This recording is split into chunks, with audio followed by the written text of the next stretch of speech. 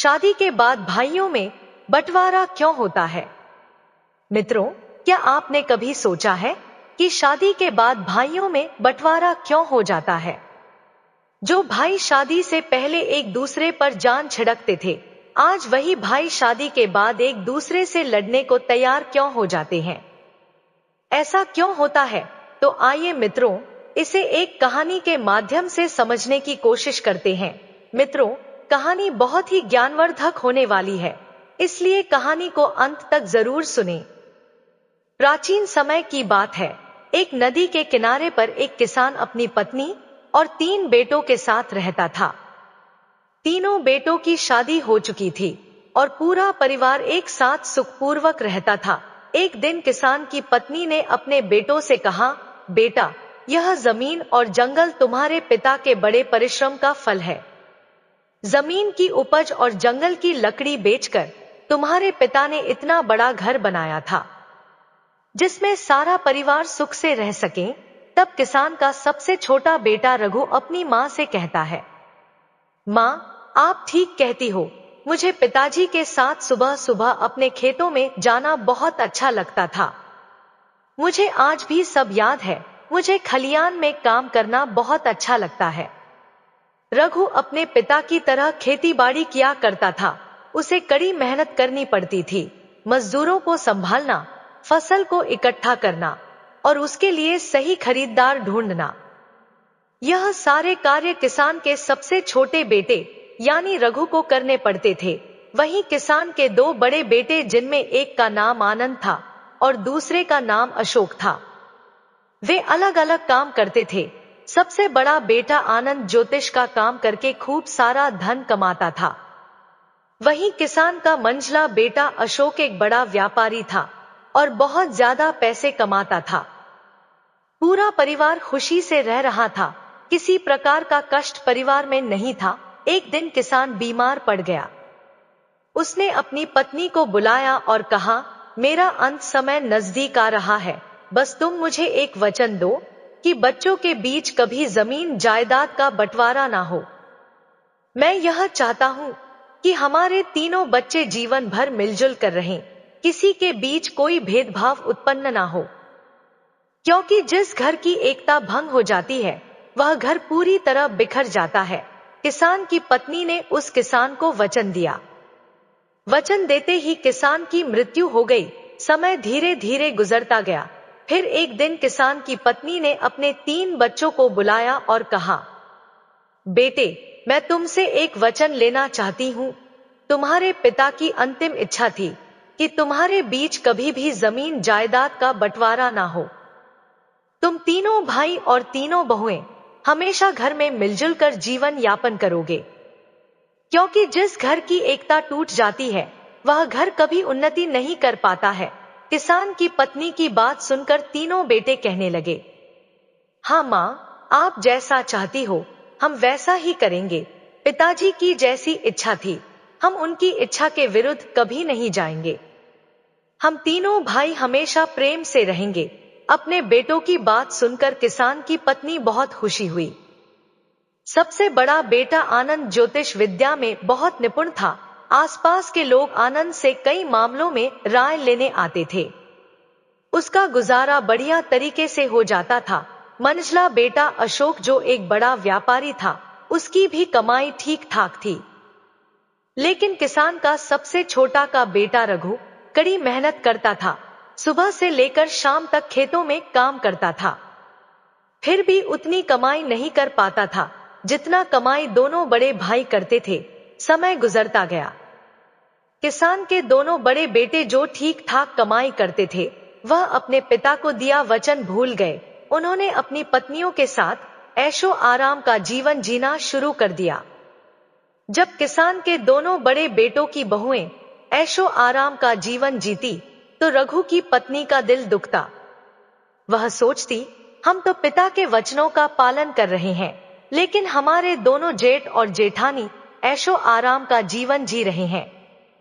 एक दिन रघु की पत्नी जब बहुत ज्यादा दुखी हो गई और जब शाम को रघु घर वापस आया, तो उससे कहने लगी, मेरे भाई के यहाँ से चिट्ठी आई है। उसने हमें अपने घर पर बुलाया है हमारे आपके लिए न्योता भेजा है। कुछ दिनों पहले ही हमारे भाई ने अपना घर बनाया था, उसमें गृह प्रवेश होना है। वह यह चाहता है कि हम दोनों कुछ दिन के लिए उनके पास आए।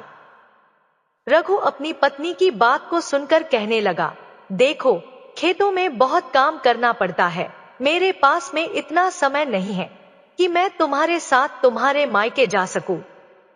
यदि मैं तुम्हारे साथ तुम्हारे मायके के चलूंगा तो खेती का काम खराब हो जाएगा। तब रघु की पत्नी उदास होकर कहने लगी, ठीक है, हम जीवन भर इसी घर में पड़े रहेंगे, हमारे मन की कोई इच्छा नहीं है। रघु पत्नी को गुस्से में देखकर कहने लगा, ठीक है, मैं ऐसा करता हूं कि तुम्हारे जाने का इंतजाम कर देता हूं, पर मैं नहीं जा पाऊंगा। तब उसकी पत्नी कहने लगी, यदि हम जाएंगे तो दोनों साथ जाएंगे, वरना कोई नहीं जाएगा। रघु अपनी पत्नी की बात सुनकर कहने लगा, ठीक है, जैसी तुम्हारी मर्जी, जाना है तो जाओ, नहीं जाना है तो मत जाओ। रघु की पत्नी अपने दोनों बड़े जेठ और जेठानी का नजारा देखकर पहले से ही दुखी थी कि महीना भर आराम करते हैं और ऐशो आराम का जीवन वह सभी बिताते हैं। और फिर ऐसा सोचकर वह रघु से कहने लगी, हमने घर का सभी काम करने का ठेका ले लिया है। घर में खेती का काम हम दोनों मिलकर करते हैं और आपके दोनों बड़े भाई आपकी भाभियों के साथ में मौज मस्ती का जीवन जी रहे हैं। क्या आपने कभी सोचा है कि मेरा भी मन करता है हम भी शौक शान का जीवन जिए? जब उनको अपना अपना ही करना है, हम दोनों की कोई फिक्र ही नहीं है। वह दोनों बाहर रहकर मौज मस्ती का जीवन जी रहे हैं और हम दोनों को घर का और खेती का सारा कार्य करना पड़ता है। वह तो अपनी पत्नियों के साथ में चारों ओर घूमने चले जाते हैं और मैं हमेशा इस घर में ही पड़ी रहती हूँ। आप बताओ, क्या यह अन्याय नहीं है? और फिर उसकी पत्नी आगे कहने लगी, अब तुम मेरी एक बात सुनो, जायदाद के बंटवारे की बात चलाइए ताकि हम लोग अलग रह सकें। यदि हम अलग रहेंगे तो हमको भी अपने घूमने के लिए कुछ समय मिलेगा। फिर इस प्रकार अपनी पत्नी की बात को सुनकर रघु को लगा कि उसकी पत्नी सही कह रही है। मेरा काम मेरे भाई के काम से ज्यादा महत्वपूर्ण है। मेरी ही वजह से वह दोनों इतने ठाट बाट से आराम से जीवन जीते हैं और मैं और मेरी पत्नी नौकरों की तरह इस घर में लगे रहते हैं। एक दिन जब सभी भाई घर में खाना खा रहे थे तो किसान के सबसे छोटे बेटे रघु ने अपनी माँ और भाइयों से कहा कि उसे जायदाद में उसका हिस्सा चाहिए। अब वह अपने भाइयों के साथ नहीं रहेगा। अपने सबसे छोटे बेटे की बात को सुनकर माँ को बड़ा धक्का लगा और उसने कहा, तुम्हारे पिता चाहते थे कि तुम सब मिलजुल कर एक होकर रहो। फिर रघु ने कहा, माँ, मैं अब साथ में नहीं रह सकता हूँ। फिर तो और दोनों भाइयों ने भी हामी भर दी और कहा, ठीक है, तुम कह रहे हो तो जायदाद का बंटवारा हो जाना चाहिए। तब जमीन जायदाद के सभी कागज जिनके आधार पर बंटवारा होना था वह तैयार किए जाते हैं। बंटवारा होने से पहले किसान की पत्नी अपने तीनों बेटों से कहती है, बेटा, बंटवारा बाद में होगा। हमारे घर की परंपरा है, कोई भी कार्य करने से पहले भगवान जगन्नाथ के दर्शन अवश्य करने चाहिए। अपनी माँ की बात को सुनकर सभी बेटे तैयार हो जाते हैं। अपनी माँ की बात मानकर अगले दिन सभी बेटे अपनी पत्नियों और माँ के साथ में यात्रा पर निकल पड़ते हैं। मंदिर में दर्शन करने के बाद जब सब भाई वापस लौट रहे थे तो उनकी माँ ने कहा, बेटा, मैं बहुत थक गई हूँ और मुझे बहुत तेज भूख लग रही है। आप सभी भी भूखे होंगे और बहुओं को भी भूख लग रही होगी। चलो एक काम करते हैं, किसी स्थान पर बैठ करके कुछ खाना खा पी लेते हैं। वहीं गांव के बाहर ही एक पुराना मंदिर था और पास में ही खाने की दुकान थी। वहीं पर सभी परिवार खाना खाने की तैयारी करने लगे। फिर माँ ने कहा, बेटा, हम लोग खाना खाने के लिए जा रहे हैं, मगर रुपयों की थैली जो थी वह तो मैं कहीं भूल आई हूँ। अब यहाँ से घर तक जाने के लिए हमें काफी पैसा चाहिए। और यहाँ खाना खाने के लिए भी हमें पैसा चाहिए। यदि हमारे पास पैसा नहीं होगा तो ना तो हम घर पहुंच पाएंगे और ना ही हमारा पेट भर पाएगा। अब तो एक ही उपाय है कि मैं इन बहुओं के साथ में इसी मंदिर में रुकती हूँ। तुम तीनों भाई एक काम करो कि किसी गांव में जाकर के कोई काम ढूंढ लो और तीनों अलग अलग अपना काम करो। तुम जो भी कुछ कमा कर लाओगे उन्हीं पैसों से हम कुछ खा पाएंगे और यहाँ से घर पहुंच पाएंगे। तीनों बेटों ने अपनी माँ की राय मान ली और तीनों भाई अलग अलग दिशाओं में पैसा कमाने के लिए निकल पड़े। चलते चलते किसान का छोटा बेटा रघु जब वह कुछ आगे पहुंचा तो एक ऐसे स्थान पर पहुंच गया जहां पर किसी गंभीर विषय की बात आपस में कुछ लोग कर रहे थे। तब रघु ने पूछा, आप लोग उदास हैं और क्या बात कर रहे हैं? क्या मैं आपकी कुछ मदद कर सकता हूँ? तब वहीं के लोग कहने लगे, जमीन के इस हिस्से में सदा ही पानी जमाव बना रहता है और हम इसमें कुछ भी उगा नहीं पाते हैं, फिर भी हमें राजा को इसका लगान देना पड़ता है। अब हम क्या करें? हमारी समझ में नहीं आता। उन लोगों की बात को सुनकर किसान का सबसे छोटा बेटा रघु कहने लगा, अगर मैं आपको धान उगाने की तरकीब बताऊं तो मुझे क्या इनाम मिलेगा? तब वहां के लोग कहने लगे, यदि तुम हमें इस जगह पर धान उगाने की तरकीब बताओगे तो हम तुम्हें चांदी की 100 मुद्राएं भेंट करेंगे। रघु खेती करने में बहुत ही निपुण था।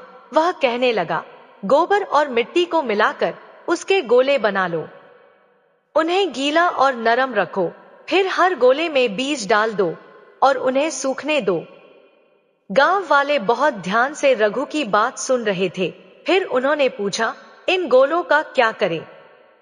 तो रघु कहने लगा, उन गोलों को इस जमीन में डाल दो, गोले जमीन में धंस जाएंगे और बीज भी फूट जाएगा। जब गांव वालों ने रघु के द्वारा बताए गए उपाय का पालन किया तो उस बंजर जमीन में बीज अंकुरित हो गए। गांव वालों ने किसान के छोटे बेटे को धन्यवाद दिया और प्रसन्नता पूर्वक उसे चांदी के 100 मुद्राएं भेंट की, जिन्हें लेकर रघु अपनी मां के पास उसी मंदिर में लौट आया। इधर चलते चलते किसान का मंझला बेटा अशोक, वह भी घूमते घूमते एक ऐसे स्थान पर पहुंचा जहां उसने पेड़ के नीचे बैठे हुए एक व्यक्ति को देखा जो काफी दुखी लग रहा था। तब अशोक ने पूछा, आपको किस बात की चिंता है? आप उदास दिख रहे हो, क्या मैं तुम्हारे किसी काम आ सकता हूं? तो वह आदमी कहने लगा, हम 4 भाई हैं।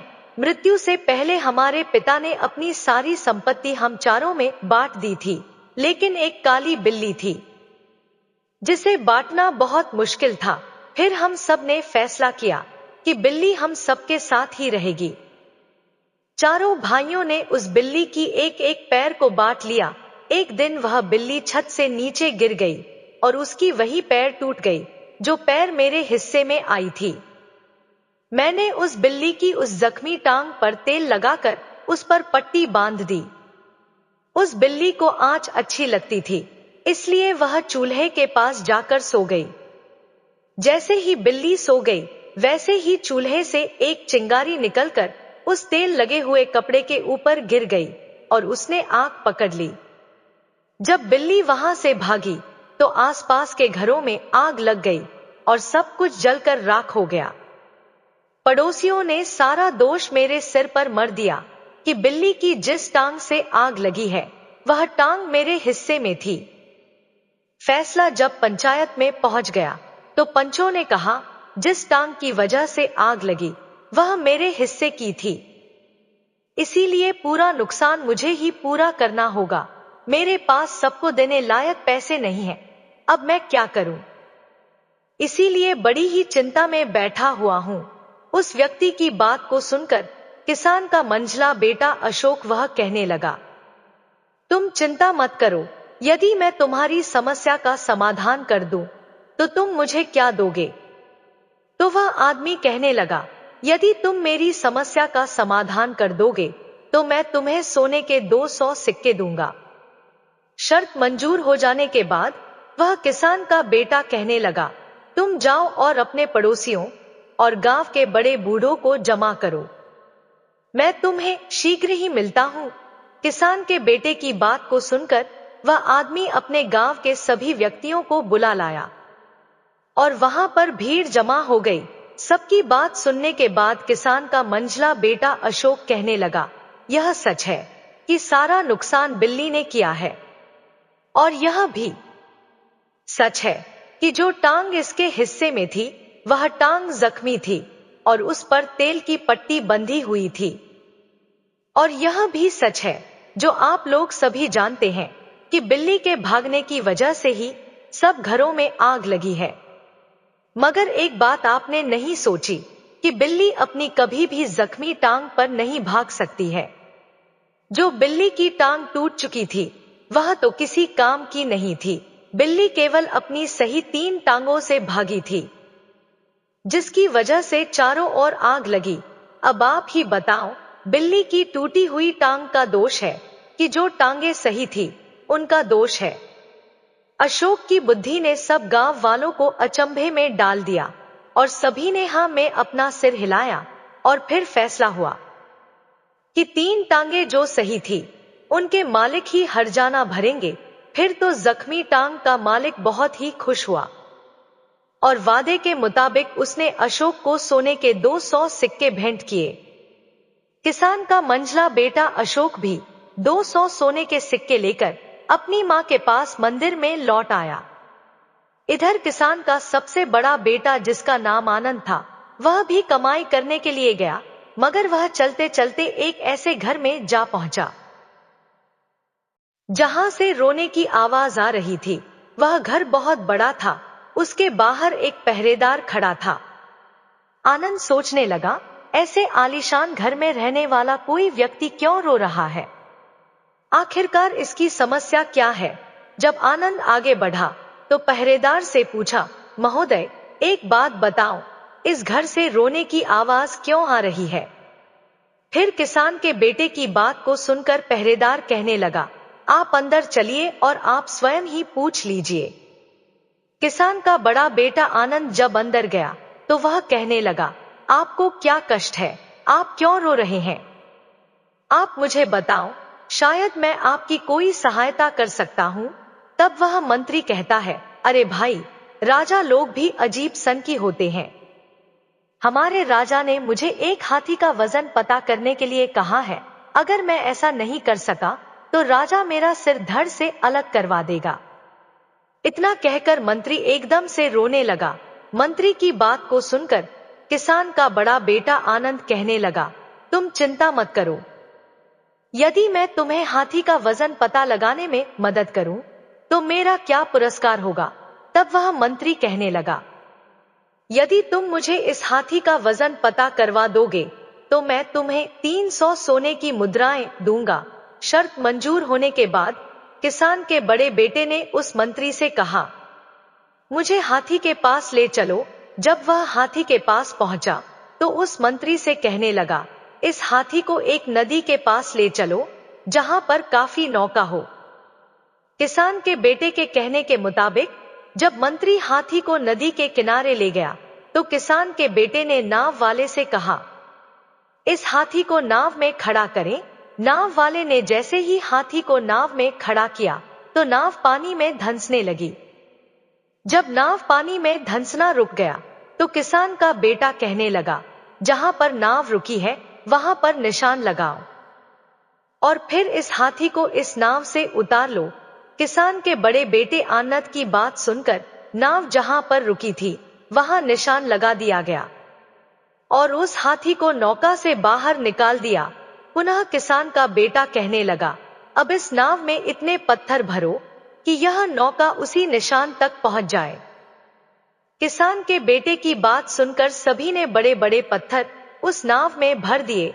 जब नाव उस निशान पर पहुंच गई जहां पर हाथी के वजन से पहले रुकी थी तो किसान के बेटे ने कहा, अब पत्थर डालना बंद करो और इस नाव में से पत्थर बाहर निकाल लो। इन पत्थरों को तौल लो। जितना वजन इन पत्थरों का होगा उतना ही वजन इस हाथी का होगा। तब वह मंत्री इस प्रकार अपने हाथी का वजन जानकर बहुत खुश हुआ। शर्त के मुताबिक उसने उस किसान के बड़े बेटे आनंद को 300 स्वर्ण मुद्राएं भेंट की। आनंद उन मुद्राओं को लेकर अपनी मां के पास उसी मंदिर में लौट आया।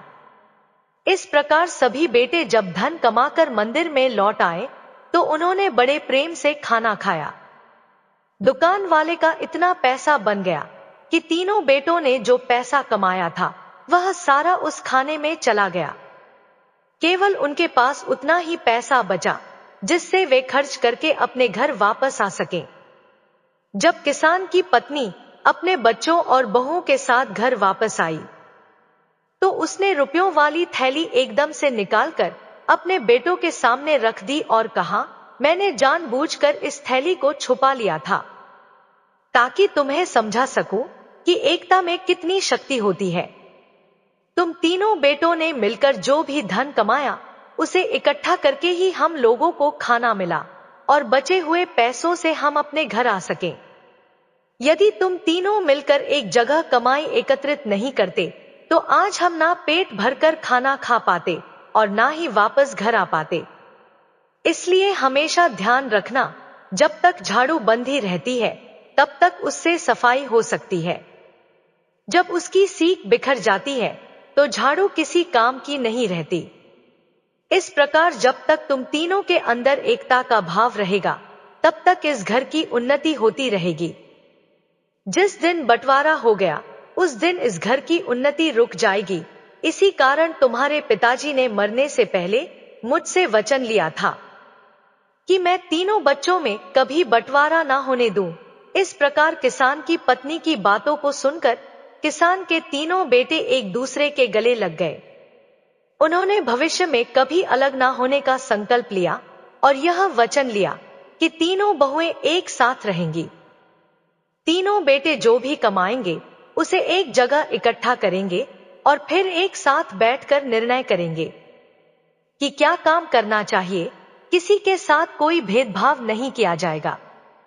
मित्रों, अब आप लोग जानिए कि शादी के बाद भाइयों के बीच बंटवारा क्यों होता है।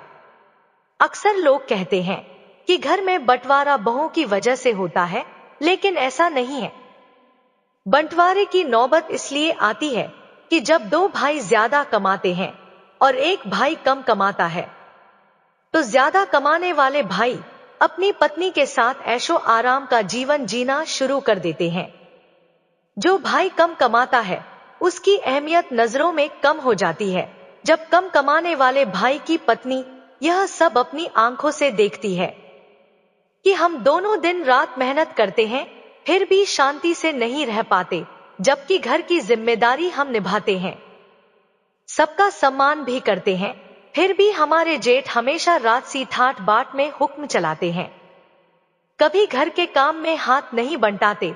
यही बात एक स्त्री को बुरी लगती है और वह अपने पति से कहती है कि जब हमें मेहनत मजदूरी करके ही रहना है तो साझे में क्यों रहें। जो हमारे जेठ अपनी स्त्री के साथ मौज मस्ती करें और हम दिन रात मेहनत करें, इससे अच्छा तो हम अलग होकर रहें। कम से कम जो कमाएंगे वह हमारा होगा और हम भी अपनी मर्जी से शौक शान कर सकेंगे। मित्रों, बस यही कारण से भाइयों के बीच दरार पड़ना शुरू हो जाती है और बंटवारा होकर ही रहता है। भाइयों के बंटवारे को रोकने में माँ बाप का बड़ा हाथ होता है। यदि माँ बाप इस बुद्धिमान माँ की तरह अपने बच्चों में संस्कार डालें कि चाहे कोई कम कमाए या ज्यादा कमाए, सभी भाई अपनी अपनी कमाई एक जगह इकट्ठा करें, फिर जो भी करना हो सभी भाई बैठकर एक निर्णय ले। साथ ही सभी बहुओं को एक बराबर जीने की स्वतंत्रता। यदि घर में ऐसा होगा तो इस बुद्धिमान माँ के बेटों की तरह घर में कभी बंटवारा नहीं होगा। मित्रों, आज आपने इस कहानी से क्या सीखा, आप हमें कमेंट करके जरूर बताएं और हमारे वीडियो को लाइक शेयर करें और साथ ही हमारे चैनल को सब्सक्राइब करें। आप सभी का धन्यवाद।